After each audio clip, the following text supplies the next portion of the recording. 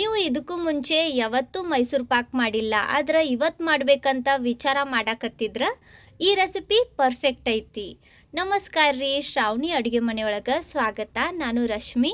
ನೋಡ್ರಿ, ಮೈಸೂರು ಪಾಕ್ ಇದನ್ನು ನೋಡಿದ್ರನ ಗೊತ್ತಾಕತ್ತಿ ಇದು ಎಷ್ಟು ಗರಿ ಗರಿಯಾಗಿ ಒಳಗೆ ಜಾಳ್ಗಿ ಟೆಕ್ಸ್ಚರ್ ಬಂದೈತಿ ಮತ್ತು ಅಷ್ಟು ಸಾಫ್ಟ್ ಆಗೈತಿ. ಬಾಯಾಗಿಟ್ರನ ಕರಗ್ತೈತಿ. ನೀವು ಈ ರೀತಿ ಮೈಸೂರು ಪಾಕ್ ಮಾಡಬೇಕಾ? ಹಂಗಂದ್ರೆ ಜಾಸ್ತಿ ತಡ ಮಾಡೋದು ಬೇಡ. ಈ ಮೈಸೂರು ಪಾಕ್ ಹೆಂಗೆ ಮಾಡೋದು ಅಂತ ತೋರಿಸ್ಕೊಡ್ತೀನಿ ಬರ್ರಿ.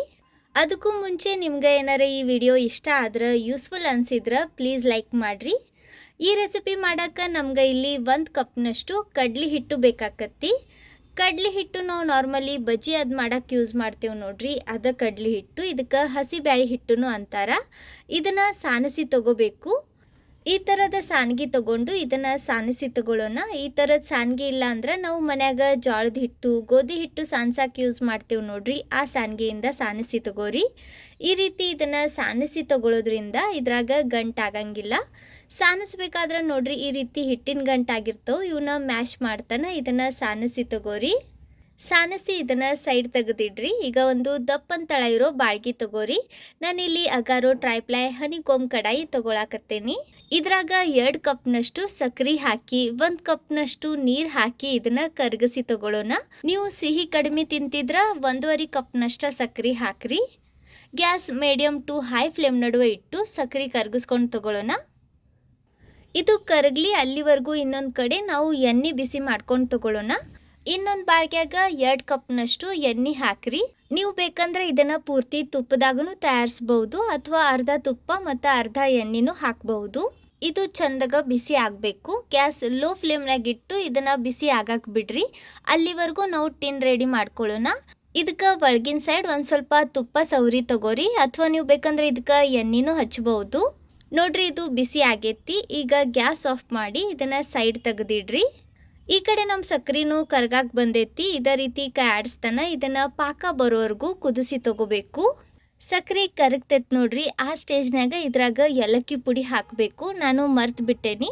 ನೀವು ಇದ್ರಾಗ ಏಲಕ್ಕಿ ಪುಡಿ ಹಾಕ್ಬಹುದು, ಅಥವಾ ಕೇಸರ್ ಇದ್ರೆ ಕೇಸರ್ನೂ ಹಾಕ್ಬಹುದು. ಈಗ ನೋಡ್ರಿ, ಪಾಕ ರೆಡಿ ಐತಿ. ಇದನ್ನು ಈ ರೀತಿ ಚೆಕ್ ಮಾಡಿರಿ. ಗಮನ ಇರಲಿ, ಇದು ಭಾಳ ಬಿಸಿ ಇರ್ತೈತಿ. ಒಂದು ಸ್ವಲ್ಪ ಉಬ್ಬಿ ಆರಿಸಿ ಆಮ್ಯಾಗ ಚೆಕ್ ಮಾಡಿರಿ. ನಿಮ್ಗೆ ಇಲ್ಲಿ 1 ಎಳೆ ಕಾಣ್ತಾ ಇರ್ಬೋದು. ಈ ರೀತಿ 1 ಎಳೆ ಪಾಕ ಬಂದ್ಮ್ಯಾಗ ಈಗ ಗ್ಯಾಸ್ ಪೂರ್ತಿ ಲೋ ಫ್ಲೇಮ್ನಾಗ ಇಟ್ಟು ನಾವು ಸಾನಿಸಿ ಇಟ್ಟಿದ್ವಿ ನೋಡ್ರಿ, ಆ ಹಿಟ್ಟು ಇದ್ರಾಗ ಹಾಕಬೇಕು. ಇದನ್ನು ಒಮ್ಮೆ ಹಾಕಬಾರ್ದು. ಈ ರೀತಿ ಚಮಚೆಯಿಂದ ಸ್ವಲ್ಪ ಹಾಕ್ತಾ ಕಲಿಸ್ಕೊಂಡು ತಗೋರಿ. ಅಂದರೆ ಇದ್ರಾಗ ಗಂಟಾಗಂಗಿಲ್ಲ. ಇದನ್ನು ವಿಸ್ಕರ್ನಿಂದ ಕಲಿಸ್ರಿ. ನೀವು ಇದನ್ನು ಸೌಟ್ನಿಂದನೂ ಕಲಿಸ್ಬೋದು, ಆದರೆ ವಿಸ್ಕರ್ನಿಂದ ಕಲಿಸಿದ್ರೆ ಇದು ಚಂದಾಗ ಮಿಕ್ಸ್ ಆಕತಿ ಮತ್ತು ಗಂಟಾಗಂಗಿಲ್ಲ. ನಾನು ಈ ರೀತಿ ಸ್ವಲ್ಪ ಹಿಟ್ಟು ಹಾಕ್ತಾ ಇದನ್ನು ಕಲಿಸ್ಕೊಂಡು ತಗೊಳಕತ್ತೀನಿ. ಗಮನ ಇರಲಿ, ಗ್ಯಾಸ್ ಪೂರ್ತಿ ಲೋ ಫ್ಲೇಮ್ನಾಗಿಟ್ಟು ಇದನ್ನು ಕಲಿಸ್ಬೇಕು. ಸೊ ನೋಡ್ರಿ, ಲಾಸ್ಟಿಗೆ ಉಳಿದಿದ್ದ ಹಿಟ್ಟನ್ನು ಇದ್ರಾಗ ಹಾಕಿ ಕಲಿಸ್ಕೊಂಡು ತಗೊಳ್ಳೋಣ. ಇದನ್ನು ಕಂಟಿನ್ಯೂಸ್ ಹಿಂಗೆ ಕೈಯಾಡಿಸ್ತಾನೆ ಇರ್ರಿ. ಇದ್ರಾಗ ಸ್ವಲ್ಪನೂ ಗಂಟಾಗಬಾರ್ದು. ಈ ಸದ್ಯ ನಿಮ್ಗೆ ಇದ್ರಾಗ ಹಿಟ್ಟಿನ ಗಂಟು ಕಾಣಕತ್ತಿರ್ಬೋದು. ಇವೆಲ್ಲ ನಾವು ಇದನ್ನು ಹೆಂಗೆ ಕಲಿಸ್ತೇವೆ ನೋಡ್ರಿ, ಹಂಗೆ ಕ್ರಮೇಣ ಕರಗ್ತಾ ಬರ್ತವೆ. ಹಿಟ್ಟು ಬೆಂದು ಉಬ್ಬಿ ಇದಕ್ಕೆ ಕುದಿ ಬಂದೈತಿ. ಈಗ ಇದ್ರಾಗ ನಾವು ಕಾಯಿಸಿಟ್ಟಿದ್ವಿ ನೋಡ್ರಿ ಎಣ್ಣೆ, ಅದನ್ನು ಹಾಕಬೇಕು. ಈ ಎಣ್ಣೆ ಬಿಸಿನೇ ಇರಬೇಕು, ಕಡಕ್ ಬಿಸಿ ಇರಬೇಕು. ಬಿಸಿ ಇಲ್ಲ ಅಂದ್ರೆ ಇದನ್ನು ಇನ್ನೊಂದ್ಸತಿ ಬಿಸಿ ಮಾಡಿ ಆಮ್ಯಾಗನ ಹಾಕ್ರಿ. ಗ್ಯಾಸ್ ಲೋ ಫ್ಲೇಮ್ನಾಗ ಇಟ್ಟು ಇದನ್ನು ಕಲಿಸ್ಕೊಂಡು ತಗೊಳ್ಳೋಣ. ಬಿಸಿ ಎಣ್ಣೆ ಹಾಕಿದ ತಕ್ಷಣ ಹಿಟ್ಟು ಉಬ್ಬಿ ಈ ರೀತಿ ಅಳ್ಕೊಂತೈತಿ. ಇದನ್ನು ಬಿಡದೆ ಈ ರೀತಿ ಕಲಿಸ್ಕೊತಾನೆ ಇರ್ರಿ. ನಾವು ಹಾಕಿದ ಎಣ್ಣೆ ಹಿಟ್ಟು ಪೂರ್ತಿ ಹೀರ್ಕೊಂತೈತಿ. ಈ ಎಲ್ಲ ಎಣ್ಣೆ ಹಿಟ್ಟು ಅಬ್ಸಾರ್ಬ್ ಮಾಡಿದಾಗ ಮತ್ತೆ ಇದ್ರಾಗ ಎಣ್ಣೆ ಹಾಕಬೇಕು. ಈ ರೀತಿ ಸ್ವಲ್ಪ ಎಣ್ಣೆ ಹಾಕ್ತಾ ಹಿಟ್ಟು ಬೇಯಿಸಿ ತಗೋಬೇಕು. ಈ ಪ್ರೊಸೆಸ್ ಮಾಡೋಕೆ ಒಂದು 15ರಿಂದ 20 ನಿಮಿಷ ಬೇಕಾಕತ್ತಿ. ಸೊ ನೋಡ್ರಿ, ಇಲ್ಲಿ ನಾನು ಈ ರೀತಿ ಸ್ವಲ್ಪ ಎಣ್ಣೆ ಹಾಕ್ತಾ ಇದನ್ನು ಮಿಕ್ಸ್ ಮಾಡಿಕೊಂಡು ಬೇಯಿಸಿ ತಗೊಳಕತ್ತೀನಿ. ಈ ರೀತಿ ಬಿಸಿ ಎಣ್ಣೆ ಅಥವಾ ತುಪ್ಪ ಹಾಕಿ ಇದನ್ನು ಬೇಯಿಸಿ ತಗೊಳ್ಳೋದ್ರಿಂದ ಹಿಟ್ಟು ಉಬ್ಬಿ ಇದ್ರಾಗ ಜಾಳ್ಗಿ ಟೆಕ್ಸ್ಚರ್ ಬರ್ತೈತಿ. Gas low to medium flame ನಡುವೆ ಇಟ್ಟು ಈ ರೀತಿ ಎಣ್ಣೆ ಹಾಕ್ತಾನೆ ನಾನು ಇದನ್ನು ಬೇಯಿಸಿ ತಗೊಳಕತ್ತೀನಿ. ಕ್ರಮೇಣ ಹಿಟ್ಟು ಬಾಳ್ಗಿ ಬಿಡ್ತೈತಿ ಮತ್ತು ನಾವು ಎಣ್ಣೆ ಹಾಕಿದಾಗ ಇದು ಜಾಸ್ತಿ ಎಣ್ಣೆ ಹೀರ್ಕೊಳ್ಳಂಗಿಲ್ಲ. ನಾನು ಇದನ್ನು ಬೇಯಿಸ್ತಾ ಇದ್ದು 15ರಿಂದ 20 ನಿಮಿಷ ಆಗೈತಿ. ಹಿಟ್ಟು ನೋಡ್ರಿ ಬೆಂದು ಎಡ್ಜಸ್ನ ಬಿಡಾಕತ್ತೈತಿ. ಈ ರೀತಿ ಇದು ಬಾಳ್ಗಿ ಬಿಟ್ಟು ಎಣ್ಣೆ ಹೀರ್ಕೊಳ್ಳಂಗಿಲ್ಲ ನೋಡ್ರಿ, ಆಗ ಇದು ಬೆಂದೈತಂತ ಅರ್ಥ. ಈಗ ನಿಮ್ಗೆ ಇದು ಇನ್ನೂ ಡಾರ್ಕ್ ಕಲರ್ ಬೇಕಂದ್ರೆ ಗ್ಯಾಸ್ ಹೈ ಫ್ಲೇಮ್ನಾಗ ಇಟ್ಟು ಒಂದು 2 ನಿಮಿಷ ಬೇಯಿಸ್ರಿ. ನಾನು ಇದನ್ನು ಡಾರ್ಕ್ ಕಲರ್ ಮಾಡಕತ್ತಿಲ್ಲ. ಉಳಿದಿರೋ ಎಲ್ಲ ಎಣ್ಣೆ ಹಾಕಿ ಇದನ್ನು ಒಂದು ಸ್ವಲ್ಪ ಕಲಸಿ ತಕ್ಷಣ ಇದನ್ನು ನಾವು ಟಿನ್ಗೆ ಹಾಕಬೇಕು. ಇಲ್ಲಾಂದ್ರೆ ಇದು ಬಾಳ್ಗ್ಯಾಗನ ಗಟ್ಟಿ ಆಗಾಕ ಸ್ಟಾರ್ಟ್ ಆಕತಿ. ಟಿನ್ಗೆ ಹಾಕಿದ ಮ್ಯಾಗ ಇದನ್ನು ಪ್ರೆಸ್ ಮಾಡಕ್ಕೆ ಹೋಗ್ಬೇಡ್ರಿ. ಸೈಡ್ಗೆ ಎಡ್ಜಸ್ಗೆ ಇದನ್ನು ನಾನು ಹಗುರವಾದ ಕೈನಿಂದ ಈ ರೀತಿ ಒಂದೇ ಸಮ ಮಾಡ್ಕೊಂಡು ತೊಗೊಳಕತ್ತೀನಿ. ಈಗ ಇದನ್ನು 15 ನಿಮಿಷ ಹಿಂಗೆ ಬಿಡ್ರಿ. 15 ನಿಮಿಷಕ್ಕಿಂತ ಜಾಸ್ತಿ ಇದನ್ನು ಆರಕ್ಕೆ ಬಿಡಬೇಡ್ರಿ. ಯಾಕಂದರೆ ಇದು ಪೂರ್ತಿ ಆರಿದ್ರೆ ಕಟ್ ಮಾಡೋಕ್ಕಾಗಂಗಿಲ್ಲ. 15 ನಿಮಿಷ ಆದ್ಮ್ಯಾಗ ಇದು ಒಂದು ಸ್ವಲ್ಪ ಬಿಸಿ ಇರ್ತೈತಿ. ಆಗ ಇದನ್ನು ಅನ್ಮೋಲ್ಡ್ ಮಾಡಿರಿ. ಸೂಪರ್ ನೋಡ್ರಿ, ಸೆಟ್ ಆದ್ಮ್ಯಾಗ ಇದು ಬಹಳ ಈಸಿಯಾಗಿ ಹೊರಗೆ ಬರ್ತೈತಿ.